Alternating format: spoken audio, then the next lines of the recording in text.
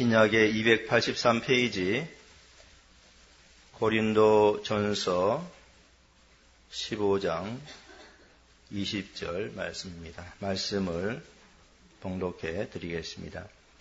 그러나 이제 그리스도께서 죽은 자 가운데서 다시 살아 잠자는 자들의 첫 열매가 되셨도다. 아멘. 예수님께서 공생의 기간 동안에 제자들에게 자신이 부활하게 될 것임을 미리 말씀해 주셨습니다. 물론 제자들은 그것이 무엇을 의미하는지 잘 알지 못하였습니다. 예수님께서는 제자들에게 자신이 예루살렘에 올라가서 장로들과 대제사장들과 서기관들에게 많은 고난을 받고 죽임을 당하게 될 것이라고 그렇게 말을 하였습니다. 그렇지만은 제3일에는 다시 살아나게 될 것이라고 제자들에게 말씀을 해 주셨습니다. 그리고 예수님께서는 자신이 말씀해 주신 그대로 십자가에 죽으시고 장사 지낸 바 되셨지만 3일 만에 다시 살아나셨습니다. 예수님께서 부활하신 사실은 안식 후 첫날에 예수님의 무덤을 찾아간 여인들이 먼저 알게 되었습니다. 그들이 예수님의 무덤을 찾아갔을 때에 그곳에 예수님의 시체가 보이지 않았습니다. 그 여인들은 대단히 놀랐습니다.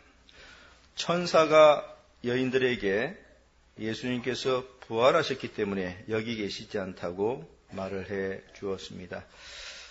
예수님의 부활의 사실을 알게 된 여인들은 예수님의 제자들에게 이 사실을 알려주었는데요.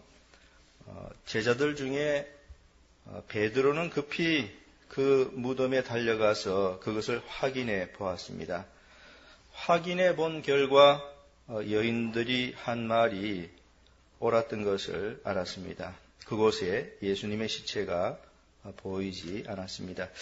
그래서 이 내용이 이제 누가복음 24장 9절부터 12절까지에 나와 있습니다. 무덤에서 돌아가 이 모든 것을 11사도와 모든 다른 이에게 고하니 이 여자들은 막달라 마리아와 요한나와 야고보의 모친 마리아라. 또 저희와 함께 한 다른 여자들도 이것을 사도들에게 고하니라. 사도들은 저희 말이 허탄한 듯이 베어 믿지 아니하나 베드로는 일어나 무덤에 달려가서 굽으려 들여다보니 세마포만 보이는지라. 그 된 일을 기이 여기며 집으로 돌아가니라. 그러니까 여인들이 그 사실을 이야기해 주었을 때에 사도 베드로가 가장 먼저 그 무덤에 가서 그 사실을 확인해 보았는데요. 그 무덤에 가서 이제 들여다보니까 거기 예수님의 시체는 없고 시체를 쌌던 세마포만 놓여져 있는 것을 보았습니다. 어떻게 된 일일까요? 그것은 바로 예수님께서 부활하신 것입니다. 구약 성경에서 예언해 주고 있고요. 또 예수님 자신도 미리 제자들에게 말씀해 주셨던 것처럼 예수님께서 3일 만에 다시 부활하셨던 것입니다. 예수님께서 부활하신 후에 그 즉시 하늘나라로 승천하여 올라가신 것은 아니고요. 40일 동안 여러 사람들에게 부활의 몸을 가지시고 직접 그들 앞에 나타나셨습니다. 그래서 사도행전 1장 3절에 40일 동안 저희에게 보이시며라고 되어 있는데요. 이것은 이제 승천하시기 전에 부활하시고 나서 승천하시기 전에 40일 동안은 부활하신 그 몸을 가지고 여러 사람들을 만난 것을 말씀하는 것입니다.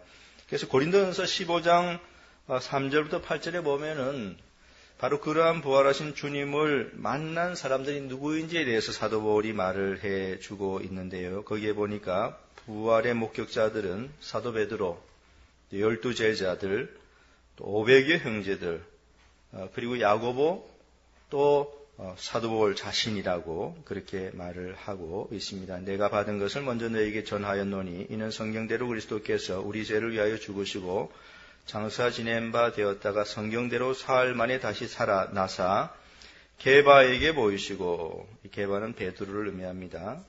게바에게 보이시고 후에 12제자에게와 그 후에 500여 형제에게 일시에 보이셨나니, 그러니까 500여 명의 성도들에게는 동시에 보여줬다라고 했습니다. 그리고 그 중에 지금까지 태반이나 살아있고 어떤 이들은 잠들었으며 이랬으니까 그 부활의 증인들 500여 형제들이 일시에 보았으니까 그 500여 형제들 가운데 상당수가 이제 여전히 살아있기 때문에 사도 바울이 서신을 쓰면서 결코 거짓말을 할 수는 없는 것입니다.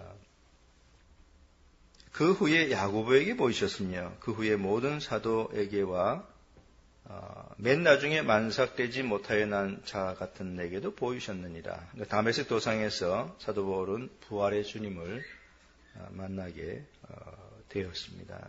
이렇게 부활의 목격자들이 사도 베드로, 12제자, 500여 형제, 야고보, 또 사도 바울, 이들은 직접 부활하신 예수님을 만나 보았습니다. 그러니까 예수님의 부활은 부인할 수 없는 사실이라는 사실을 우리가 분명히 알아야 되겠습니다.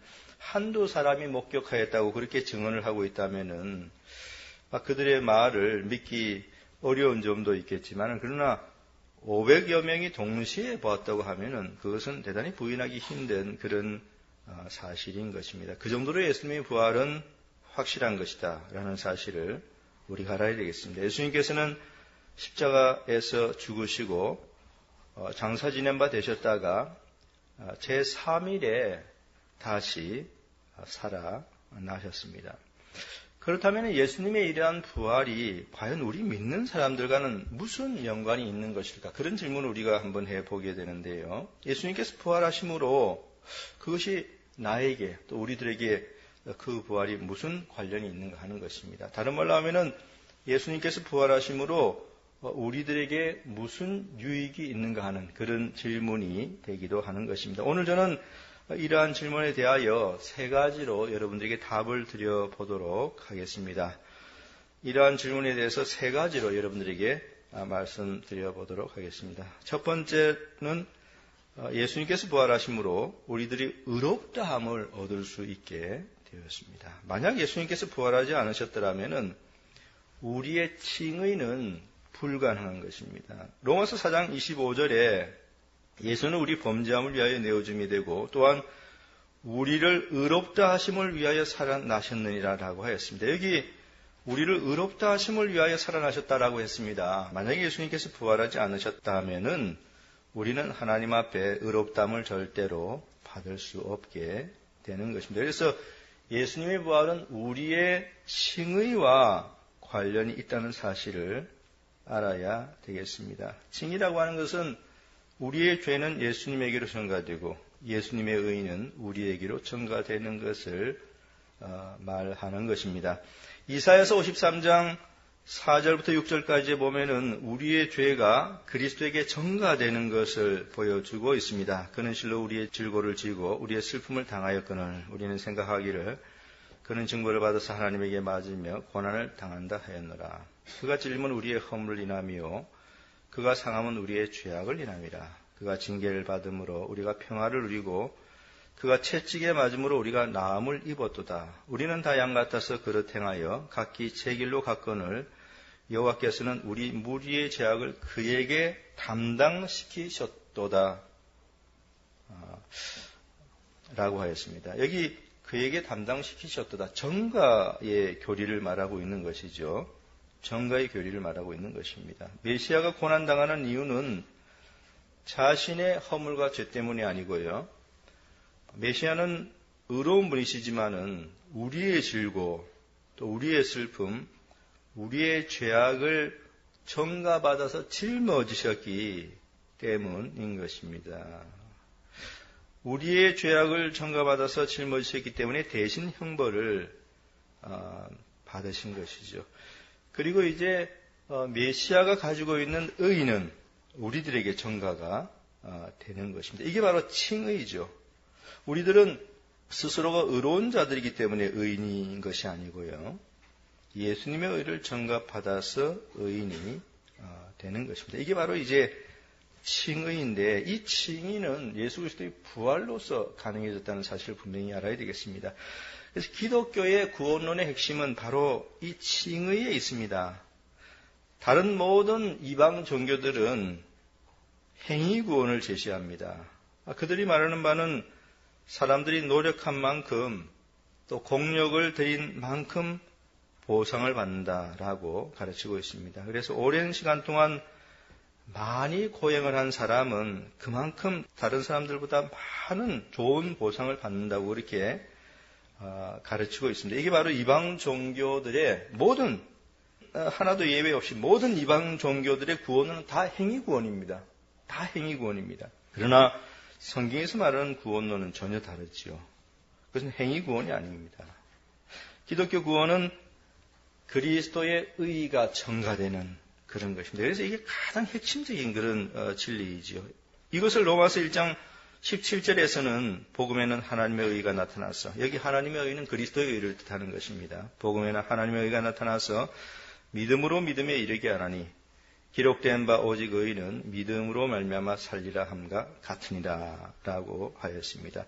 여기 하나님의 의가 믿음을 통해서 우리들에게 전가되는 것을 말해주고 있습니다. 복음에는 하나님의 의, 다른 말로 하면 그리스도의 의가 계시되어져 있다라고 하였습니다. 그렇다면 사람이 어떻게 그것을 자신의 것으로 받을 수 있는가? 그 답은 믿음이다라고 하였습니다. 그래서 믿음이 통로가 되어서 그리스도의 의, 메시아의 의를 우리가 이제 선물로 받게 되는 것입니다.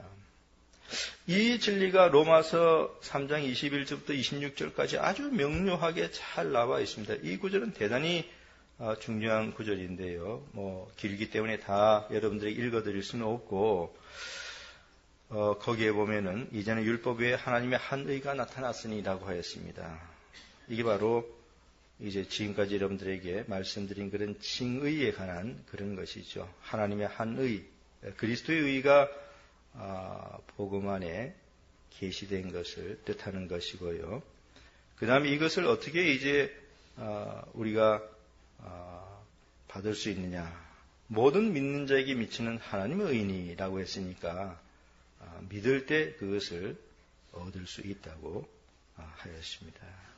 기독교의 구원은 이처럼 그리스도의 의를 전가받아서 되는 것입니다. 그런데 우리들이 오늘 이 부활주일 아침에 분명히 알아야 될 것은 예수님께서 부활하심으로 이 칭의가 가능해졌다는 사실입니다. 예수님께서는 우리를 의롭다 하시기 위하여 살아나신 것입니다. 그래서 예수님의 부활이 우리들에게 주는 유익은 바로 우리의 칭의인 것입니다. 칭의인 것입니다.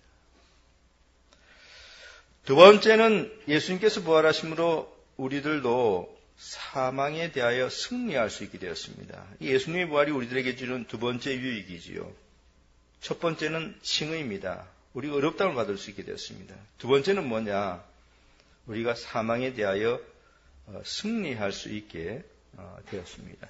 예수님께서 부활하셨다는 것은 사망과 싸워서 승리하셨다는 그런 의미를 내포하고 있습니다. 승리하지 못하셨더라면 결코 다시 살아나실 수가 없는 것입니다. 사도행전 2장 24절에 하나님께서 사망의 고통을 풀어 살리셨으니 이는 그가 사망에게 매여 있을 수 없었음이라 라고 하였습니다. 사망의 고통, 또 사망에게 매여 있다. 이것은요, 능력이 없으면은 그 사망의 그 압제 속에서 빠져나올 수가 없는 것을 보여주는 것입니다. 그러나 예수님께서 권능으로, 능력으로 이제 다시 살아나신 것이죠. 하나님께서 능력으로 그리스도를 다시 살리신 것입니다. 그렇게 해서 이제 승리하게 되신 것이죠. 그렇다면 이러한 예수님의 사망을 이기고 다시 살아나신 이 부활이 우리들에게 주는 유익이 무엇이냐? 그것은 바로 이런 것입니다. 우리 믿는 자들도 이제 사망에 대하여 승리할 수 있게 되었다는 것입니다. 그래서 사도 바울은 이 진리를 잘 알았기에 사망은 너희에 이기는 것이 어디 있느냐라고 담대하게 외칠 수 있었던 것입니다. 주님께서 부활하셨기에 이제 믿는 자들도 사망과 겨루어서 승리할 수 있게 된 것입니다. 이것이 바로 두 번째 우리들에게 주어지는 부활로부터의 유익인 것입니다. 그렇다면 언제 우리들이 승리하게 될 것인가 하는 그런 의문이 생기는데요. 그것은 이제 예수님께서 재림하시는 마지막 날입니다. 지금은 여전히 사망이 활동하고 있고 힘을 쓰고 있습니다. 그렇기 때문에 우리들도 죽는 것 아니겠습니까? 사망이 힘을 쓰고 있기 때문에 우리들도 육신적으로 죽습니다. 믿는 자들이 죽는다는 것은 아직까지 사망이 역사하고 있다는 것을 보여주는 것입니다. 그렇다면 언제 우리가 궁극적으로 완전히 사망과 싸워서 이길 수 있는 것일까? 그것은 바로 예수님께서 재림하시는 그 날인 것입니다. 그래서 고린도전서 15장 26절에 맨 나중에 멸망받을 원수는 사망이라고 분명히 말하였고요. 요한계시록 20장 14절에 대심판 때에 사망과 음부도 불못에 던지우니라고 하였습니다. 바로 이 날에 믿는 자들도 예수님처럼 사망에 대하여 완전한 승리를 거둘 수 있게 될 것입니다. 그리스도인들이 이 진리를 알기 때문에 죽음을 두려워하지 않습니다. 세상 사람들은 죽음을 두려워하지요. 죽음이 가까이 다가가면은 세상 사람들은 소스라치게 놀랍니다. 그래서 죽지 않기를 아주 안간힘을 쓰지요. 죽음을 대단히 두려워합니다. 그러나 그리스도인들은 이 진리를 알기 때문에 궁극적으로 우리가 승리할 것이다라는 그 사실을 잘 알기 때문에 죽음을 두려워하지 않고요. 오히려 평온한 마음으로 죽음을 맞이할 수 있게 되는 것입니다. 이사야 57장 1, 2절에 보면은 평온하게 죽음을 맞이하는 성도의 모습이 나오고 있습니다. 의인이 죽을지라도 마음에 두는 자가 없고 자비한 자들이 취하여감을 입을지라도 그 의인이 화액전에 취하여감을 입은 것인 줄로 깨닫는 자가 없도다. 그는 평안에 들어갔나니 무릇 정로로 행하는 자는 자기들의 침상에서 편히 쉬느니라 라고 하였습니다. 여기 이 의인은 세상 사람들이 의인이 죽을 때에 그 죽음의 의미를 알지 못한다고 하였습니다.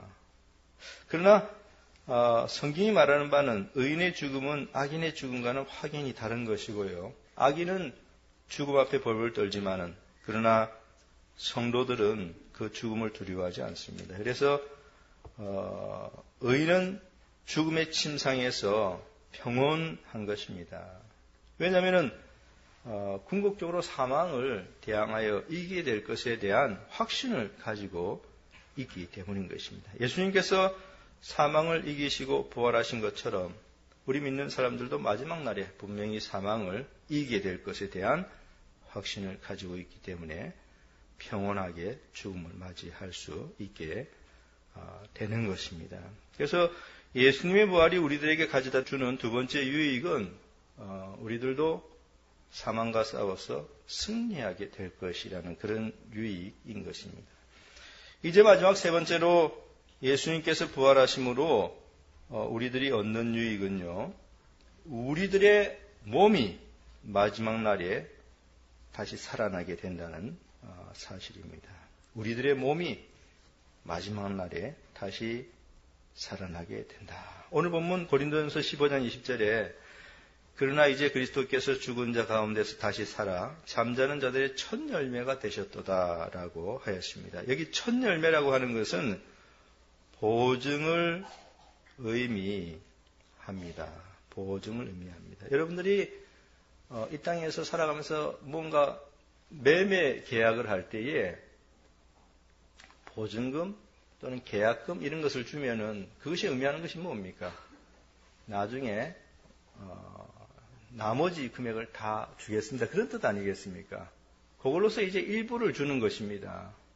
그 일부만 달랑 주고 끝나는 것이 아니죠. 일부를 준다는 것은 다 이제 준다는 거 내포되어 있습니다. 여기 첫 열매라는 게 바로 그와 같은 보증 또는 계약금 그런 의미를 가지고 있습니다. 예수님께서 부활하신 것은 첫 열매로서의 부활입니다. 그렇기 때문에 이것은 모든 믿는 자들의 부활을 보증하는 그런 사건이 된다는 것입니다. 그래서 윌리엄 핸드릭스는 이 구절을 이렇게 잘 추석을 해주고 있습니다. 사도가 의미하고 있는 것은 감사에 물러서 하나님에게 드려진 추수의 첫 번째 단은 전체 추수의 수확에 대한 보증과 확신이었던 것처럼 그리스도의 부활은 그의 백성의 부활에 대한 보증과 증거가 된다는 것이다. 그렇지요. 감사에 물러 하나님께 드린 추수의 첫 번째 단은 전체 추수의 수확에 대한 보증입니다. 여러분들이 하나님 앞에 나와서 예배를 드리면서 헌금을 드릴 때도 그 의미가 다 똑같은 거예요. 저희 모든 것을 드립니다. 그런 의미를 내포하면서 드리는 것이에요. 그것이.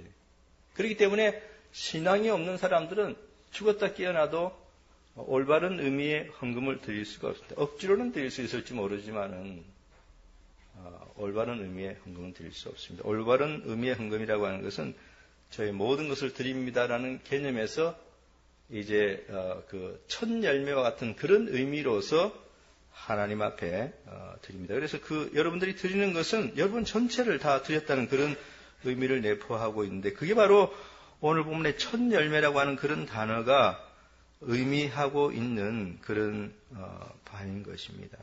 그래서 예수님께서 첫 열매로서 부활하셨기 때문에 이제는 그와 연합되어 있는 모든 성도들도 반드시 부활하게 될 것임을 이제 보증해 주는 그런 것입니다. 그래서 고린도전서 15장 23절에 그러나 각각 자기 차례대로 되리니 부활 순서를 말하는 것입니다. 그러나 각각 자기 차례대로 되리니 먼저는 첫 열매인 그리스도요. 다음에는 그리스도 강림하실 때 그에게 붙은 자요라고 했습니다. 여기 붙은 자라는 것은 연합된 자를 의미합니다. 그러니까 그리스도에게 연합된 모든 성도들, 연합되어 있는 모든 성도들이 그 다음 차례에 이제 부활하게 된다는 것이죠. 첫 열매, 보증으로서 그리스도가 이제 부활하셨고 이미 그 다음에 남아있는 것은 우리 모든 성도들이 다 부활하게 되는 그런 일인 것입니다. 그래서 예수님께서 대표적으로 부활하신 것이고요.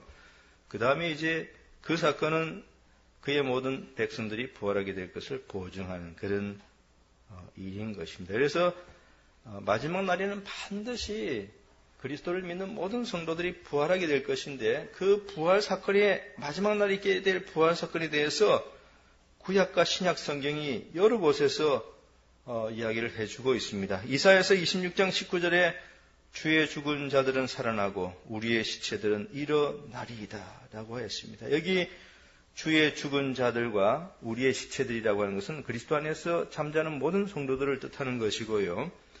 그들이 이제 부활하게 될 것이라고 이사야 선지자가 오래전에 이미 예언을 해주고 있습니다. 예수님께서 첫 열매로 부활하셨기 때문에 이제 그의 백성들이 그 다음 차례로 부활하게 될 것입니다. 예수님께서는 요한복음 5장 28, 29절에서 이를 기이 여기지 말라. 무덤 속에 있는 자가 다 그의 음성을 들을 때가 오나니 선한 일을 행한 자는 생명의 부활로 악한 일을 행한 자는 심판의 부활로 나오리라 라고 하였습니다. 또 요한복음 11장 25, 26절에서는 예수께서 가라사대 때 나는 부활이요 생명이니 나를 믿는 자는 죽어도 살겠고 무릇 살아서 나를 믿는 자는 영원히 죽지 아니하리니 라고 그렇게 말씀을 하셨습니다. 우리들이 부활하게 되지 못한다면 예수님께서 이 같은 말씀들을 하시지 않으셨을 것입니다. 우리의 부활이 너무나 확실하기 때문에 예수님께서 이렇게 말씀해 주시는 것이고요. 그 부활의 날에 대해서 고린도전서 15장 51, 52절에서는 보라 내가 너에게 비밀을 말하노니 우리가 다 잠들 것이 아니요 마지막 나팔의 순식간에 호련이 다 변화하리니 나팔 소리가 나매 죽은 자들이 썩지 아니할 것으로 다시 살고 우리도 변화하리라 라고 하였습니다. 예수님께서 재림하시는 날에 그리스도 안에서 죽은 모든 성도들이 썩지 아니할 것으로 다시 살게 되는 것입니다. 이렇기 때문에 우리들은 이 부활의 날을 소망하며 그렇게 살아야 되겠습니다. 우리들도 언젠가는 죽게 되지요. 우리들도 언젠가는 죽어서 무덤에 내려가게 되고요. 여러분들의 그 육신은 무덤에 내려가서 썩게 됩니다. 그래서 오랜 시간 동안 썩으면은 여러분들의 육체가 흙이 되지요. 하나님께서 말씀하신 대로 흙으로 돌아갈지어다 한 것처럼 오랜 시간 무덤에 있으면은 흙과 여러분의 썩어지는 그 시체와 육신과 구분을 할 수 없게 됩니다. 그 자체가 다 흙이 되어버리죠. 근데 놀라운 것은 바로 그 썩은 몸이, 여러분들의 그 썩은 몸이 다시 부활하게 된다는 사실입니다. 예수님의 시체가 부활하셨습니다. 그것은 우리들의 시체도 부활하게 될 것을 보증해 주는 그런 사건인 것이지요. 예수님께서 첫 열매로서 부활하셨기 때문에 이제 우리 차례입니다. 우리들도 반드시 언젠가는 무덤에 내려갈 때가 있습니다. 우리의 육체가. 얼만큼 더 살겠습니까? 조금 더 살다 보면은 우리도 죽지요. 그러면은 우리들의 장례식도 있지 않겠습니까? 그러면 누군가가 이제 우리들의 육신을 한 평 정도 되는 그 무덤 속에 이제 안장하게 됩니다. 그러면 시간 지나면은 그게 썩지요. 흙으로 돌아갑니다. 그러나 놀라운 사실은 그 썩은 시체, 그 몸이 다시 부활하게 된다는 사실입니다. 왜냐하면 예수님의 부활은 첫 열매로서 우리의 부활의 보증이 되기 때문인 것입니다. 이제 말씀을 맺도록 하겠습니다. 오늘 저는 예수님의 부활이 우리 믿는 사람들과 무슨 관련이 있는지에 대해서, 다른 말로 하면은 예수님의 부활이 우리 믿는 사람들에게 주는 세 가지 유익에 대해서 여러분들에게 말씀을 드렸습니다. 첫 번째는 의롭다함을 받을 수 있게 되었다고 하였고요. 두 번째는 사망에 대해서 승리할 수 있게 되었다고 했고, 세 번째는 우리 믿는 자들의 몸도 다시 살아날 수 있게 되었다라고 하였습니다. 이것이 바로 예수님의 부활이 우리들에게 주는 세 가지 유익인 것입니다. 몸의 부활은 인간의 이성으로 참 믿기 어려운 그런 진리입니다. 어떻게 죽은 사람이 죽어서 썩어진 그 시체가 다시 살아날 수 있단 말입니까? 인간이 이성으로는 이 진리를 받아들이기 대단히 어렵습니다. 그래서 사도 바울이 그리스 아테네에 가서 이 부활 교리를 이제 증거하였을 때에 그곳에 있던 가장 지혜롭다고 하는 철학자들이 그것을 듣고서 조롱하고 비웃었습니다. 사도행전 17장 32절에 저희가 죽은 자의 부활을 듣고 혹은 기롱도 하고라고 되어 있는데요. 사도 바울이 부활 교리를 증거하였는데 당시 아덴에 있던 에피쿠로스 그리고 스토익 철학자들, 에피쿠로스는 쾌락주의이고 스토익은 금욕주의입니다. 쾌락주의를 추구하는 철학자들과 금욕주의를 추구하는 철학자들이 그 사도 바울의 부활 교리에 대해서 듣고 기롱하였다라고 하였습니다. 비웃은 것입니다. 왜냐하면 도무지 자기들의 이성으로 그 부활 교리를 받아들일 수가 없는 것입니다. 그처럼 부활이라고 하는 것은 인간이 이성으로 받아들이기 대단히 힘든 그런 것입니다. 그러나 천지를 지으신 하나님을 생각한다면은 부활 교리를 받아들일 수 있는 것이죠. 천지를 지으신 하나님 한번 생각해 보시기 바랍니다. 그것을 생각한다면은 바로 그와 같은 하나님께서 얼마나 전지전능하신 하나님이십니까? 천지를 지으셨는데 얼마나 능력이 많으신 하나님이십니까? 그 하나님이 죽은 자를 다시 살리지 못하실 이유가 하나도 없는 것입니다. 하나님께서 말씀 한마디로 온 천지 만물을 창조하셨습니다. 그처럼 전능하신 분이십니다. 우리가 그와 같이 전능하신 하나님을 믿는다면은 그와 같은 하나님께서 그 능력으로 죽은 자를 다시 살리시지 못하리라고 믿을 이유가 전혀 없는 것이죠. 분명히 능력으로 살리십니다. 무에서 유를 창조하신 하나님께서 죽은 자를 못 살리시겠습니까? 살려내시지요. 살려내십니다. 하나님에게는 전혀 어려운 일이 아닙니다. 그래서 하나님의 능력을 생각하면은 부활은 믿을 수 있는 것입니다. 능력을 생각하지 못하면은 인간의 이성을 가지고 생각하면은 이게 어떻게 죽었다가 다시 살아날 수 있는가 그렇게 회의감을 가질 수 있지만 하나님의 능력, 무에서 유를 창조한 그 능력, 태초에 하나님이 천지를 창조하셨다는 창세기 1장 1절의 그 말씀을 믿는다면은 부활은 분명히 믿을 수 있는 것입니다. 부활을 믿지 못하는 것은 하나님의 능력을 믿지 못하기 때문인 것입니다. 그래서 마태복음 22장 29절에 예수께서 대답하여 가라사대 때 너희가 성경도 하나님의 능력도 알지 못하는 고로 오해하였도다라고 말하였습니다. 사두개인들은 부활의 교리를 믿지 않았습니다. 예수님께서 그들을 향해서 너희들이 그렇게 부활의 교리를 믿지 못하는 이유는 하나님의 능력을 모르기 때문이다. 그렇게 예수님께서 그들에게 말씀해 주신 것입니다. 여러분들도 하나님의 능력을 알지 못한다면 여러분들은 분명히 부활 교리를 믿지 못할 것입니다. 그러나 여러분들이 하나님의 전능하심을 믿는다면 부활의 교리는 확실히 믿을 수 있는 것이죠. 사랑하는 성도 여러분, 여러분들은 예수 그리스도의 부활을 믿습니까? 십자가에 죽으셨다가 장사 지낸 바 되셨고 3일 만에 다시 살아난 것을 믿는가 하는 것입니다. 그리고 또한 여러분들은 예수님께서 첫 열매로 부활하셨기에 여러분들의 몸이 언젠가는 반드시 마지막 날에 다시 부활하게 될 것을 믿는가 하는 것입니다. 하나님이 전능한 분이시기 때문에 우리 모두를 반드시 다시 살리실 것입니다. 하나님께서 그것을 보증해 주기 위하여서 예수 그리스도를 첫 열매로서 살려내셨습니다. 그 보증이죠. 그래서 하나님께서 예수 그리스도를 사명의 고통을 풀어서 살려내셨고요. 그렇게 살려내심으로써 만천하에 무엇을 보여주시냐면은 모든 믿는 자들도 그와 같이 다시 내가 살려낼 것이다.